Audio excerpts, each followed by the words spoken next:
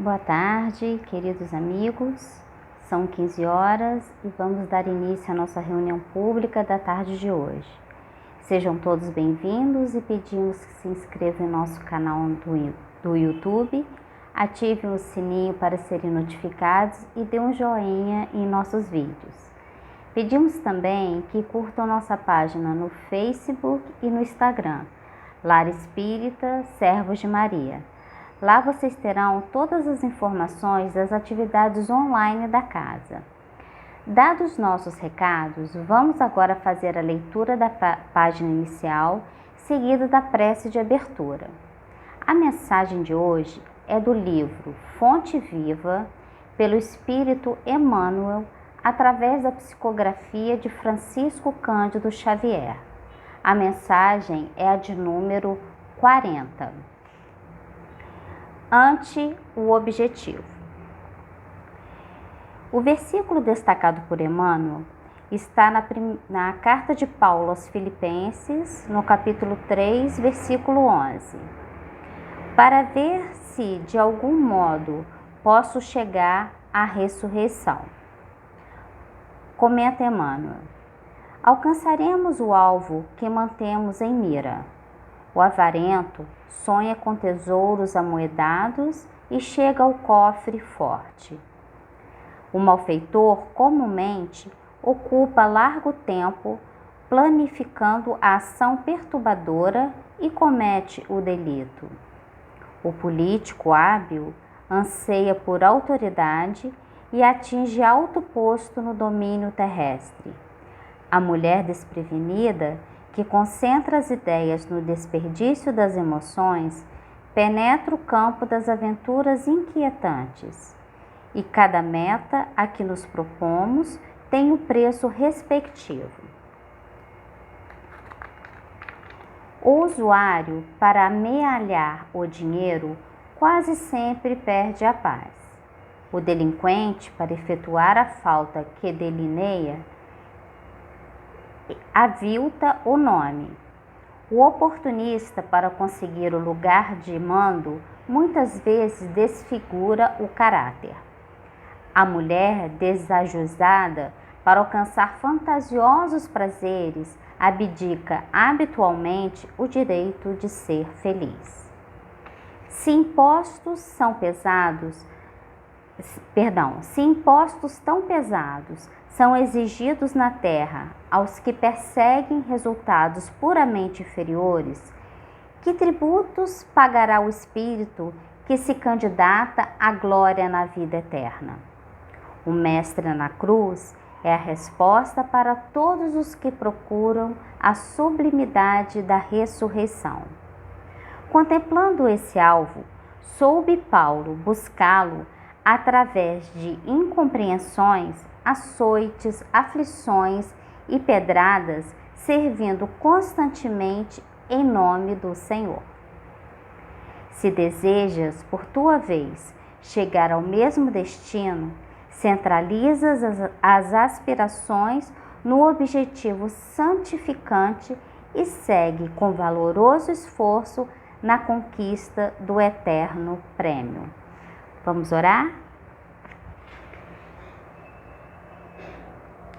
Deus, nosso Pai de infinita bondade, Maria, nossa Mãe protetora, querido Mestre Jesus, obrigada por mais um dia, obrigada pela oportunidade dessa reencarnação, obrigada por estarmos tendo essa oportunidade de estudarmos seus ensinamentos através dessa doutrina que tanto nos consola e nos esclarece. Pedimos, Senhor, que abençoe cada um de nós, assim como também nossas famílias e também, igualmente, todos os nossos irmãos de humanidade, encarnados e desencarnados, em especial, Pai, por aqueles que estejam em qualquer tipo de sofrimento.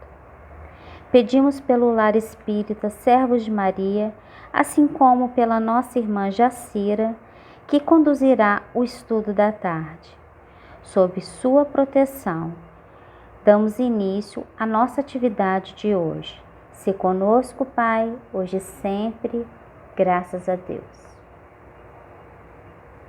Vamos chamar para apresentar o nosso estudo da tarde de hoje a nossa companheira Jacira, do Centro Espírita Irmã Rosa.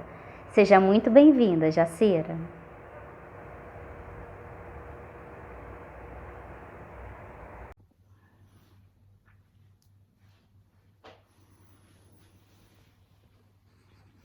Olá, amigos do Servos de Maria, mais uma vez juntos para um momento de reflexão do Evangelho.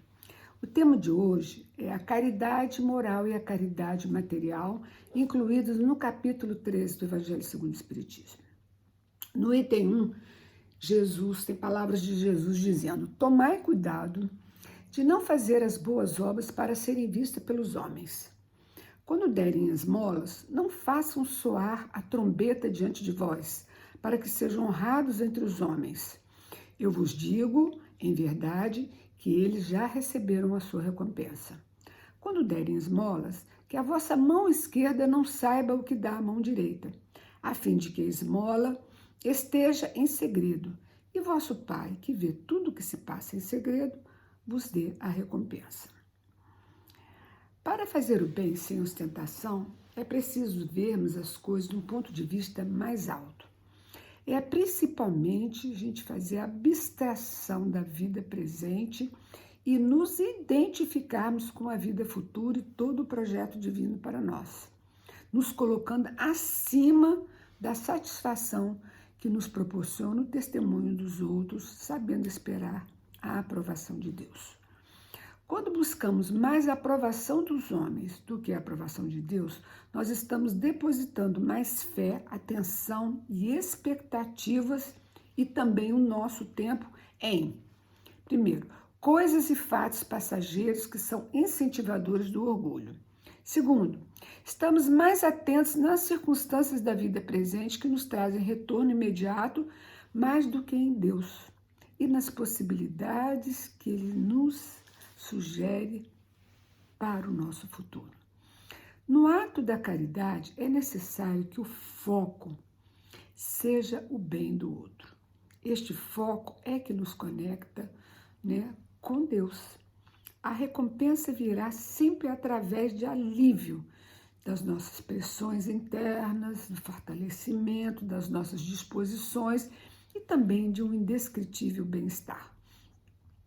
Quando Jesus disse, eles já receberam a sua recompensa, é porque o foco daqueles que desejavam serem vistos, o anseio principal da sua ação, eles já receberam.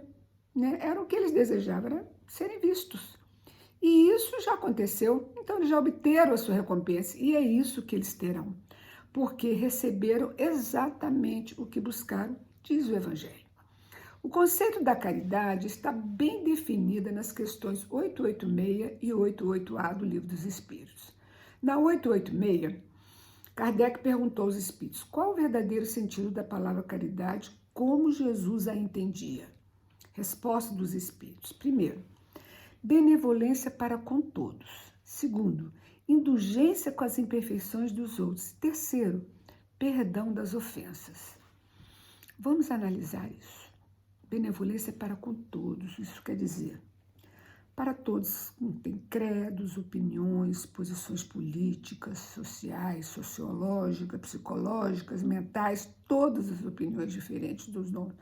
Nós não precisamos aceitá-las, mas a gente tem que entender que cada um tem direito de seguir aquilo que ele elegeu como uma forma de pensar e de sentir.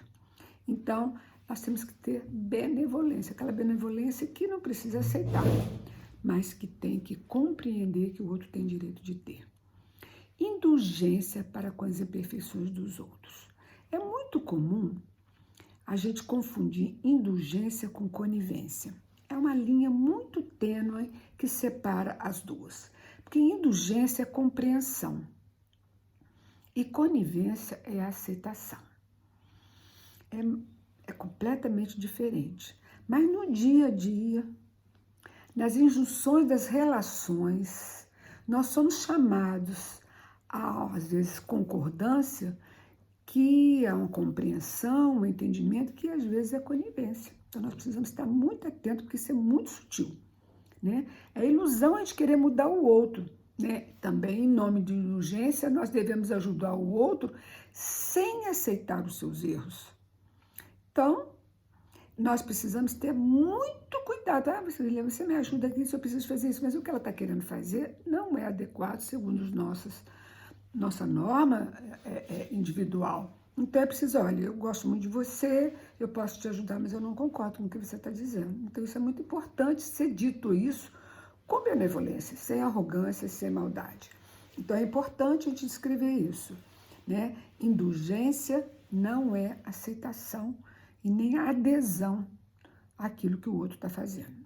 Perdão das ofensas, nós vemos aqui que a caridade segundo Jesus não se restringe à esmola, né? Ela abrange todas as relações, né? E muitas das vezes nós nos sentimos tão magoados, mas a outra pessoa nem pensou em fazer tal coisa que nós estamos deduzindo, né?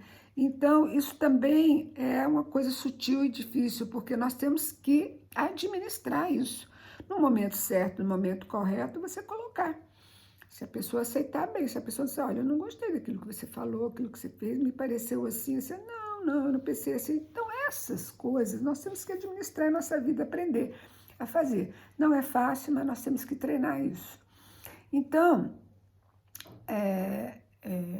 a caridade, ela abrange todas as relações que nos achamos com os nossos semelhantes, sejam eles nossos superiores, nossos iguais, ou os nossos conduzidos, né? Quando nós temos uma pessoa que está sob o comando de uma empresa, está sob o comando da nossa diretoria, da nossa administração, entende?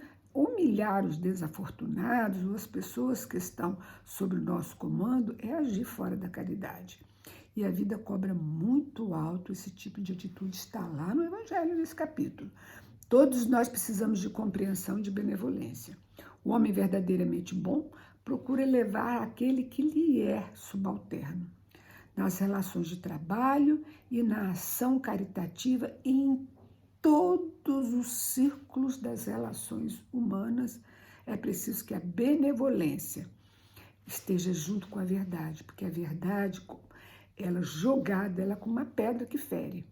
Então, a gente adornar aquelas palavras que podem ser ditas de uma maneira mais sutil, de uma maneira mais agradável. Na questão 88A, a Kardec pergunta, a esmola é reprovável? E a resposta veio do Espírito São Vicente de Paulo. Ele disse, o que merece a reprovação não é a esmola, é a maneira como ela é habitualmente dada e por que ela está sendo doada. Necessário fazermos essa pergunta a nós mesmos. O que estou almejando com essa minha intenção de doar? Eu quero aparecer, eu quero me fazer importante, olha como é que eu sou boazinha, olha como é que eu sou legal, olha como é que eu me envolvo. Qual é o meu vetor íntimo? O que os outros pensam não importa. Importa o meu estado íntimo com relação àquele momento de trabalho de caridade, ou aquela ação. Então, o homem de bem que compreende a caridade, ela vai ao encontro do necessitado sem esperar que ele se estenda a mão, sem precisar se organizar muito, sem estender muita gente, ele vai lá e ajuda, e ampara. É um trabalho intencionalmente íntimo. Então, a verdadeira caridade, ela é sempre bondosa e benévola. A caridade feita com delicadeza, ela tem duplo valor. Se for feita com altivez, ela pode ser que a necessidade obrigue aquela pessoa necessitada a aceitá-la, mas o seu coração não se comoverá. E aí nós perdemos uma grande chance numa ação realizadora, porque segundo a orientação aos olhos de Deus, a ostentação, a maneira arrogante, como às vezes ajudando, ou então maquinar onde que nós doamos alguma coisa para se ver livre daquela pessoa que está nos importunando, tira todo o mérito da ação. É lógico que ela recebeu o benefício, o dinheirinho, o café com leite, ou o que for que a gente deu, ele recebeu. Mas ele interiormente, ele não recebeu aquela bênção de um olhar, né, de uma vibração positiva, caritativa. Então, essa ostentação aos olhos de Deus tira o mérito da ação, enquanto a benevolência sem ostentação ela tem um duplo mérito, porque além da caridade material, tem de doar, prestar, segurar o nosso passo para atender a necessidade imediata de uma pessoa necessitada, isso daí é caridade moral. Então, a caridade não é só doar coisas, né? A viúva deu a sua única moeda. Aquele que se priva para doar pesa mais na balança divina do que aquele que lhe deu um ouro, da qual aquilo não lhe faz a menor falta, tirando um pouquinho mais. Então, nós sempre podemos doar algo de nós mesmos. Podemos doar atenção, boas palavras, orar e pensar nos necessitados. Já vimos muitas vezes na televisão exemplo de mulheres humildes que durante um desastre, por exemplo, não sei se vocês lembram, quando caiu aquele prédio no centro do Rio de Janeiro, foi uma coisa impressionante, muita gente morreu, e o trabalho exaustivo daqueles homens, dos operários, né? Ali cavando, tirando a pressão da população, porque tinham parentes ali e tal. Então, as mulheres humildes que moravam por ali, ou então que trabalhavam numa lanchonete, traziam água, café, pedacinho de pão, um pouquinho de biscoito, para dar alívio e bom ânimo aos trabalhadores, aos operários que estavam ali no trabalho árduo, difícil. E a partir daquele momento, houve uma harmonia no ambiente, tudo começou a ficar melhor, menos tenso, e inclusive despertou nas outras pessoas que estavam acompanhando, em vez da angústia, o horror, a vontade de ajudar, de doar. Uns trouxeram toalhas úmidas para limpar o rosto dos operários, aliviando do calor, da poeira. Então, é muito interessante, pequenas coisas que fazem um grande trabalho. Mudou o ambiente que estava sendo agressivo, as pessoas gritando, brigando, porque estavam com impropério com aqueles operários, porque eles queriam entrar, salvar as pessoas que estavam ali. Essa coisa toda que se dá com desespero. Mas a ação de algumas poucas mulheres transformou todo o ambiente do lugar. Então, a caridade material ela deve estar sempre acompanhada da caridade moral. Como?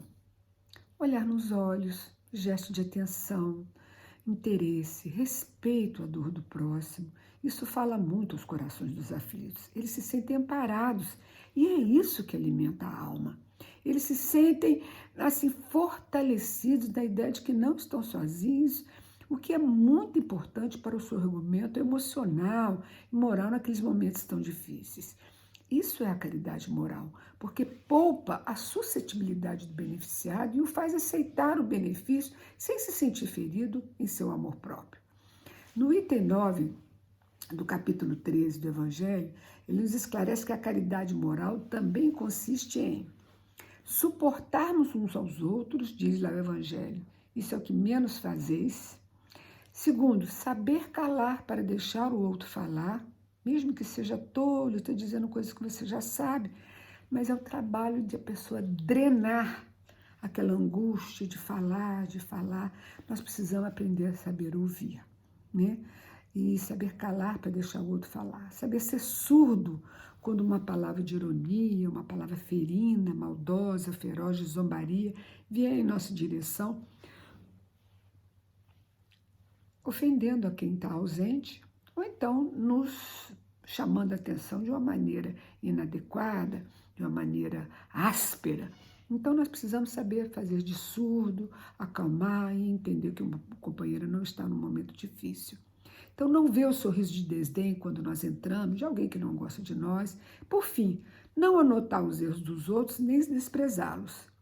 Tudo isso é caridade moral. Muitos mendigos e moradores de rua que ignoramos foram príncipes, reis, rainhas, homens importantes que merecem nossa solidariedade e respeito diante de provas e expiações ásperas, dificílimas, pelas quais eles estão passando. A caridade moral não deve impedir a caridade material e vice-versa. A verdadeira caridade encontra um modo de agir e faz parecer que quem a pratica é o beneficiado diante daquele que recebe, evitando aquela ajuda vertical entre o doador e o necessitado, já que necessitados todos nós o somos. Essa é uma excelente frase para ficar como um mantra em nossa mente. Nós precisamos desse exercício mental. Nós também somos devedores da lei e estamos em estágios primários do desenvolvimento moral. Estamos nos alfabetizando e com pequenos ensaios e pequenos exercícios na vida prática. Jesus nos deixou um grande ensino através da parábola do homem rico e do mendigo Lázaro. A parábola dizia assim: havia um homem rico que se vestia de púrpura e linho fino e todos os dias se banqueteava esplendidamente e ignorava completamente um mendigo chamado Lázaro que ficava sempre à sua porta. Coberto de chagas, ele desejava migalhas que lhe caíam da mesa do rico, mas ninguém lhes dava, e os cães vinham lamber-lhe as feridas. Passado aqueles dias tormentosos de fome e de sofrimento, Lázaro veio a falecer. E foi para a região onde os espíritos de luz levaram ele para uma região superior, aonde vão aqueles que estão quites com a justiça, fizeram o seu papel. E, passado um tempo depois, o homem rico também faleceu. E foi para a região onde vão os que trazem a consciência pesada e que, apesar das possibilidades, não praticaram o bem. Assim, o ex-rico sofre o vazio da alma. Ele sente frio, fome e sede, né? Porque ele entrou totalmente empobrecido no mundo espiritual. Porque tudo o que ele tinha, ele deixou na terra. E ele não criou, não desenvolveu riquezas espirituais que nos sustentam no mundo espiritual. Então ele pede, ele roga aos céus que lhe envie alguém para aliviar a sua fome, a sua sede. E eis que lhe surge Lázaro, todo iluminado. E ele lhe pede que molhe a ponta do seu dedo para lhe refrescar a língua. Então, essa parábola de Jesus demonstra a realidade da vida espiritual e as condições dos espíritos depois das jornadas terrenas. Dois indivíduos reencarnaram com provas distintas, um com riqueza e outro da pobreza. Dizem o livro dos espíritos dizem os espíritos, no livro dos espíritos, que a riqueza é uma prova mais difícil do que a pobreza, porque ela incita em nós o orgulho e a vaidade. Por isso as pessoas se sentem poderosas, elas podem tudo, todas as portas são abertas para ela, para o rico, para o bonito, para o jovem, tudo é aberto.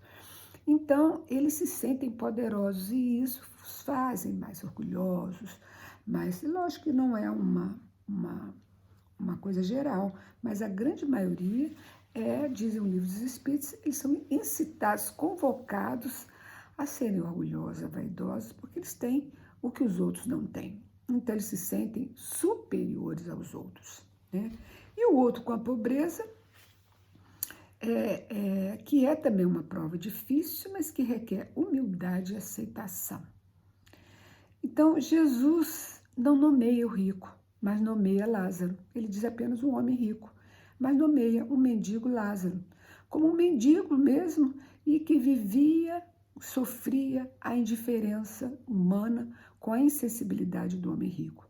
Lázaro voltou vitorioso em sua jornada terrestre, vencendo as influências da matéria, porque ele foi humilde, não se revoltou, aceitou a sua condição e assim se aproximou de Deus e dos bons espíritos. O homem rico se deixou dominar pelas más paixões, suas alegrias e ilusões do poder efêmero, poder da riqueza transitória, esquecendo da riqueza e dos valores espirituais. Todos nós somos ricos de incontáveis bênçãos, mas ao mesmo tempo nós somos mendigos de inúmeros talentos. Então todos nós temos uma igualdade muito grande entre nós, porque existem ricos que são muito miseráveis, porque não desenvolvem nenhum talento de sensibilidade. E existem mendigos riquíssimos de ideias, são filósofos, dizem coisas impressionantes do que aprenderam e aquilataram naquela vida difícil de aprender a se calar e a entender os processos em que eles estavam vivendo. Então, identificar as bênçãos e os talentos que possuímos para dividi-lo entre os que não possuem, usando-os como oportunidade generosa a todos que precisam em torno de nós, né, em nossas portas, à espera de migalha, de nossa atenção, no nosso caminho, rogando com um olhar de súplica alguma ajuda, né? Tudo isso é caridade. Quando nós sabemos identificar essas oportunidades. Então, não percamos tempo. As oportunidades de servir, especialmente diante daqueles que estão no nosso caminho. Estão no nosso caminho, é nosso. Nós temos, assim, o dever e a obrigação de atender dentro das nossas reais possibilidades. Nós também necessitamos de ajuda de todos os outros, das outras pessoas. Não tem ninguém no mundo que vive independente um dos outros, né? Nós somos mendigos espirituais e também precisamos ser estimulados em nossa energia espiritual, porque tem um dia que eu não vou estar bem e uma outra amiga vai estar bem e ela vai me abraçar, e ela vai me consolar, vai me relembrar lições preciosas que naquele momento que estou meio nublada eu não consigo enxergar. E ao mesmo tempo de virar que eu estarei mais aberta à luz e ao entendimento espiritual e o outro vai estar passando por um problema. Então, essa troca nos dá a certeza que todos nós precisamos uns dos outros, né? Então, quando nós damos mais foco e poder às questões materiais, né, aos nossos interesses pessoais, esquecidos que nós teremos que deixar tudo aqui, nós partiremos com a bagagem vazia de valores que lá tem um significado, porque todos os outros valores ficarão na Terra. Os Espíritos nos esclarecem que não basta não fazer o mal. É importante fazer o bem, porque às vezes dizem assim, poxa, mas eu não faço mal a ninguém. Por que eu estou passando por isso? Eu não faço mal a ninguém, eu nunca fiz nada mal a ninguém. Sim, mas também não fez o bem. Então, não fazer o bem que nós já podemos fazer já é um grande mal. Está lá no Livro dos Espíritos. Então, silenciosamente, Deus nos encaminha pessoas e situações para ajudarmos. Estejamos atentos aos sinais da vida e os recadinhos que Deus nos envia todos os dias. E vamos avançando aos poucos, sem medo, pelas sendas do amor, no exercício da caridade. Nem sempre nós vamos acertar, faz parte do processo e a gente aprender com os nossos erros também, porque eles são grandes lições. A próxima vez nós vamos fazendo cada vez melhor. E é assim, né? Então, nós vamos, nesse processo, adquirindo talentos e riquezas que nem a traça, nem a ferrugem consome e nem os ladrões podem roubar. É essa a riqueza que nós devemos almejar. Deus, sendo a presença única, total, pulsante, sendo o poder real, permanente e inigualável, ele atua sem cessar constantemente.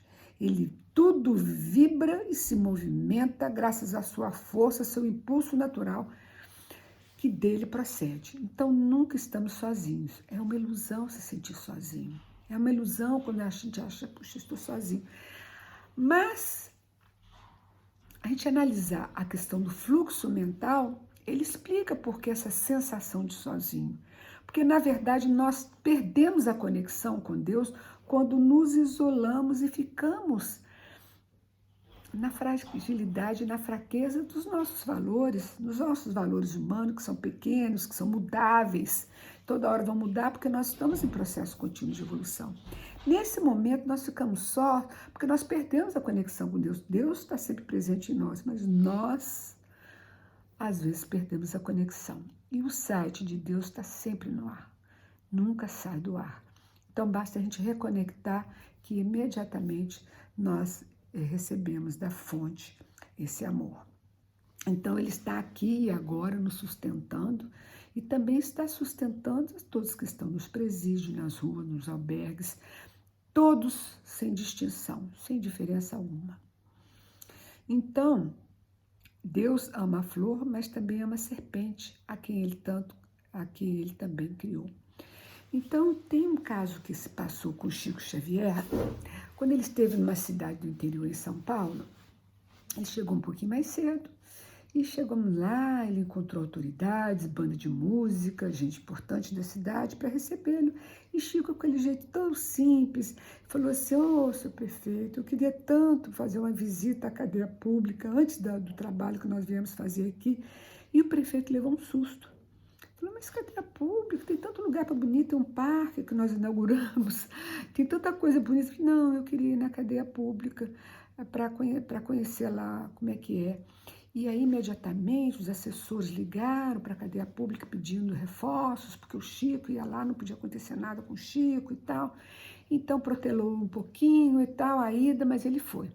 Chegando lá, ele se dirigiu à direção, né, com todo o aparato que estava em volta dele, e ele perguntou para o diretor do presídio: aqui, quantos nós somos no presídio? E todo mundo riu, porque ele se incluiu no número. Quantos nós somos aqui no presídio? Ele se incluiu e todo mundo riu. Falei: mas Chico, você se incluiu, você é uma pessoa notória, do bem, caridade. Aqui tem gente que ainda está no caminho do mal e tal, não sei o quê, você não pode se juntar, aquelas coisas, né? E todo mundo comentando e rindo. Ele disse: ah, meu amigo, nós temos aprendido muito com Emmanuel.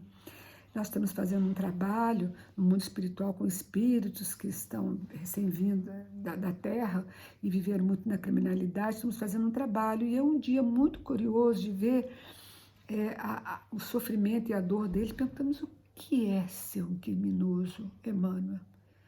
Como é isso que é ser um criminoso? E ele respondeu: criminoso é qualquer um de nós que foi descoberto. Então, amigos, nós todos somos devedores da lei de Deus. Então, essa frase do Chico eu nunca mais esqueci, porque é assim que nós temos que entender, não há diferença entre nós. Para a gente entender que todos nós estamos amparados por Deus, mas todos nós estamos matriculados na Terra, que é uma escola de expiação de prova, que ao mesmo tempo é uma escola, é um presídio, é um hospital, é um processo de aprendizado onde nós estamos aqui para disciplinar e educar os nossos impulsos. E a melhor maneira de fazer isso é praticando a caridade. Então, todos nós estamos mergulhados nesse amor do divino, e esse amor de Deus não violenta ninguém. Ele trabalha em silêncio para a humanidade inteira. Muitas das vezes as pessoas perguntam assim: puxa, como é que Deus não deixa o mal correr? Não, ele não deixa. Foi a opção das pessoas. Ele respeita as opções, mas ele induz e conduz para que a pessoa, por si mesma, acorde um dia. Ele não tem pressa, ele sabe que o objetivo nosso é a evolução e que nós chegaremos lá. Então, todos estamos mergulhados nesse amor divino que não nos violenta, ele nos conduz. Ele permite que a gente desperte por conta própria. Então, em nome deste amor infinito, Deus determina que estejamos sob a lei da responsabilidade, né? Amando-nos, ele permite e quer que nós perlustremos os caminhos sem prazo, concedendo-nos a eternidade para a gente adotar o caminho do bem, que é regra imutável de Deus.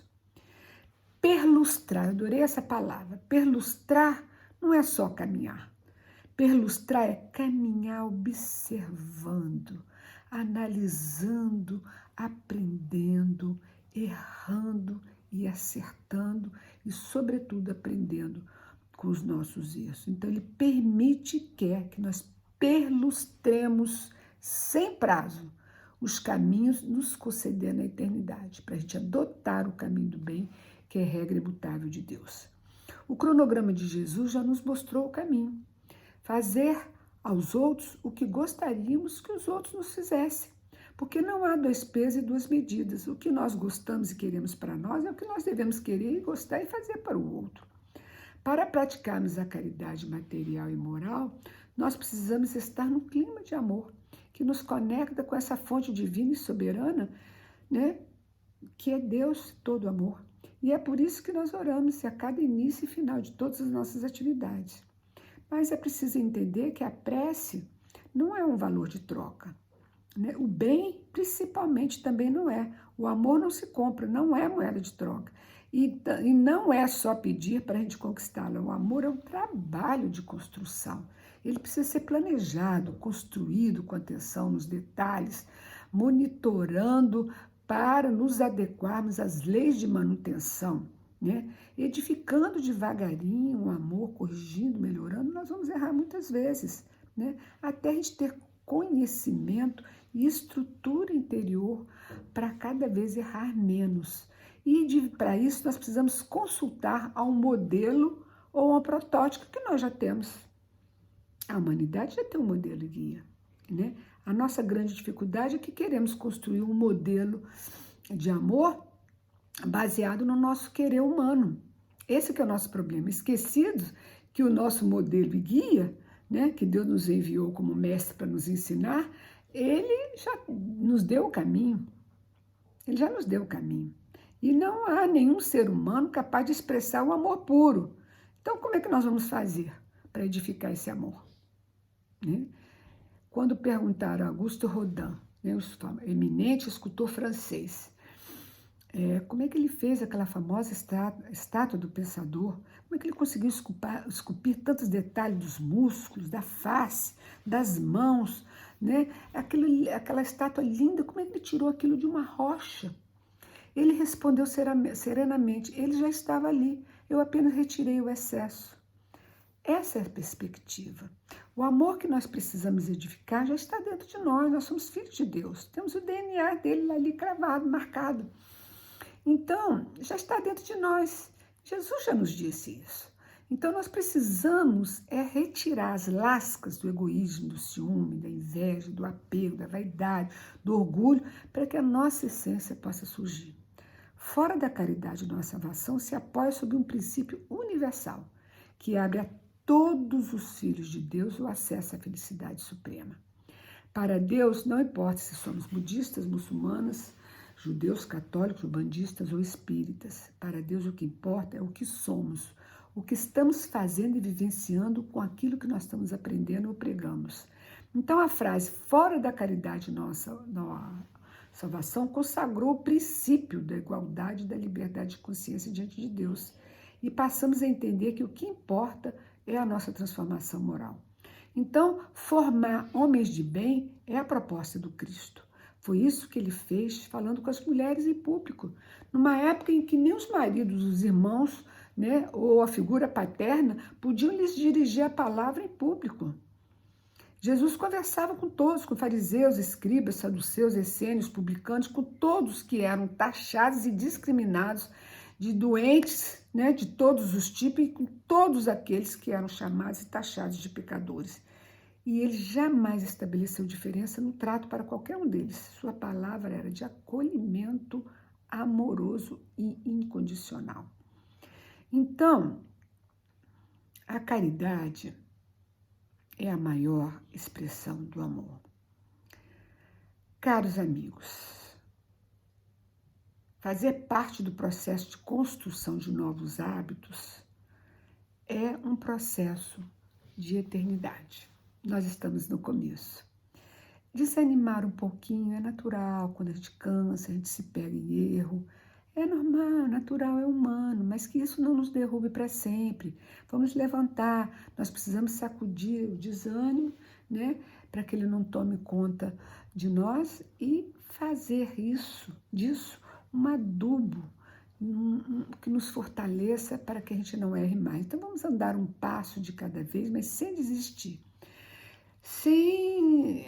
Assim nós vamos devagarzinho, saindo do pedacinho de chão ou de valores onde pisamos antes. Então vamos caminhar devagar, melhorando nossos pensamentos, sentimentos e ações. Não importa a velocidade deles, importa a constância do bem de cada dia. Essa é a nossa tarefa e o objetivo maior de nossas vidas. Que Jesus nos abençoe a todos. Te agradecemos, Jacira, por suas palavras. E nesse momento, meus irmãos, vamos fechar os nossos olhos e elevar os nossos pensamentos ao nosso Pai amado. Querido Mestre Jesus, te agradecemos por mais esse momento. Que saibamos olhar para dentro de cada um de nós, com a certeza que seus ensinamentos são nossa força e nossa luz.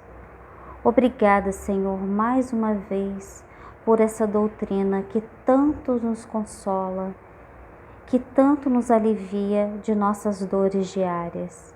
Que lembremos, Pai, sempre do poder da prece para nos fortalecer. Pedimos, Senhor, que abençoe o nosso anjo guardião. E obrigada, Senhor, por tudo. Fique conosco, Pai, hoje e sempre. Graças a Deus.